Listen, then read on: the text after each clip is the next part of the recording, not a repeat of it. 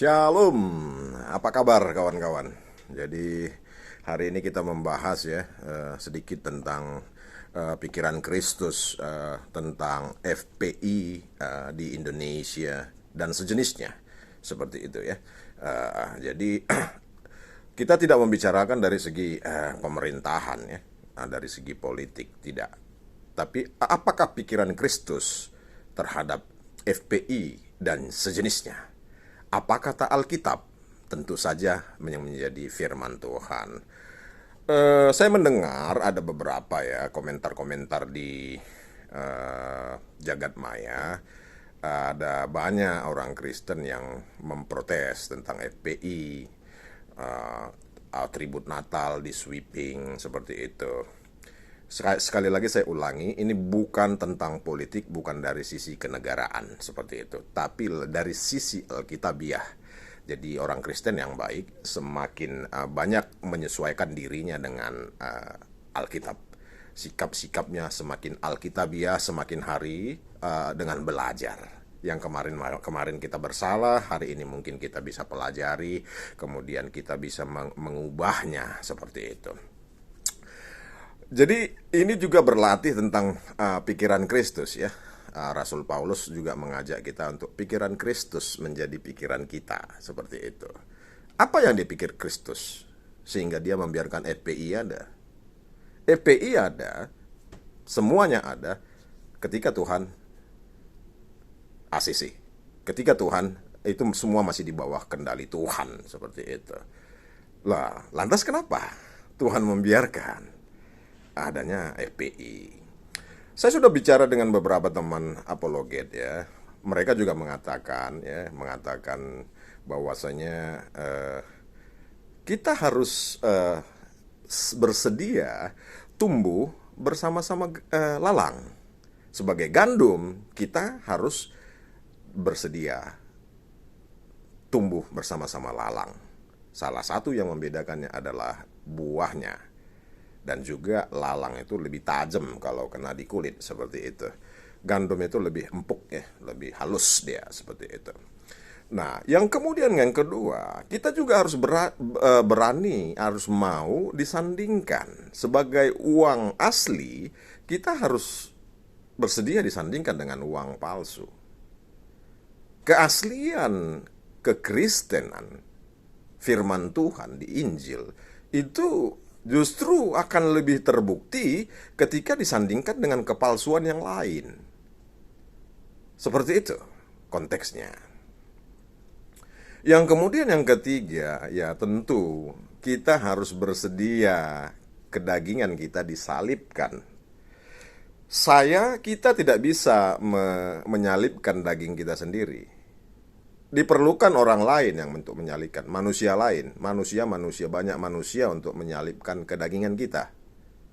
Dalam hal ini, tentu organisasi tersebut. Mungkin ini sudah late post, tapi saya ingin share apa pikiran Kristus. Kita berlatih untuk memakai pikiran Kristus di dalam pikiran kita. Jadi sepikiran dengan Kristus. Jadi ada organisasi yang bisa menyalibkan kedagingan kita. Salah satu kedagingan kita adalah ya mungkin yang masih suka minum-minum tua, mabuk-mabuk. Begitu. Jadi disalibkan ketidaknyamanan apa namanya? Orang minum tua. Dan juga kemudian kita juga keuntungan kekristenan oleh adanya organisasi FPI dan sejenisnya itu, jadi kita nggak perlu lagi capek-capek menegur saudara-saudara kita yang jualan tua itu tentu saja seyogyanya kita harus menegur mereka. Jadi kita nggak perlu lagi dengan adanya FPI, kita nggak perlu menegur lagi. Jadi mereka curhat ke kita. usahanya diberangus, lapo tuanya diberangus ya, begitu. Jadi kita boleh menghibur mereka dengan kasih Tuhan. Sebisa mungkin kita bantu ya, kalau perlu ya, kalau Tuhan mengizinkan ya, Tuhan mau, kita bantu mereka dan kemudian kita ajak mereka untuk jualan ganti produk, misalnya jualan buah-buahan gitu ya. Seperti itu kita hibur mereka, yang perempuan peluk perempuan pedagang tuak itu, seperti itu. Karena jualan tuak itu sangat berdosa, membuat orang mabuk, memfasilitasi orang mabuk itu sangat berdosa. Seperti itu. Saya punya bibi ya, punya istri dari adik bapak saya itu jualan tuak. Dia ada mendapat uang dari situ dan lumayan. Tapi kemudian anaknya mati muda dan peminum tuak. Seperti itu. Yang kedua juga seperti itu, peminum tuak, pemabuk begitu. Padahal waktu kecilnya tidak seperti itu. Dan kita kembali ke organisasi tersebut tadi, dan kemudian Kristus itu sangat concern terhadap anak-anaknya, khususnya angkatan kerja. Ya, keuntungan kekristenan berikutnya itu yang saya dapat sendiri dari Tuhan ya, yang artinya Dia letakkan di hati dan pikiran saya seperti itu, adalah Tuhan sangat concern terhadap angkatan muda, angkatan kerja Kristen, anak-anak Dia gitu. Dengan FPI sweeping atribut Natal, otomatis pengusaha yang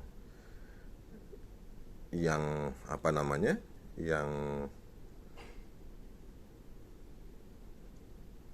atribut Natal pada bulan Desember, pengusaha hotel, restoran, mall dan sebagainya, termasuk juga restoran cepat saji, termasuk juga toko-toko roti yang franchise, itu mereka pengusahanya akan mencari orang-orang, anak-anak Tuhan untuk bekerja di tempat usahanya untuk dipakaikan atribut Santa Claus di bulan Desember. Jadi itu membuka kesempatan kerja bagi anak-anak Tuhan. Nah, dengan begitu, mulai sekarang saudara, kita boleh belajar, berlatih untuk satu persatu mempelajari pikiran Kristus dan memakainya.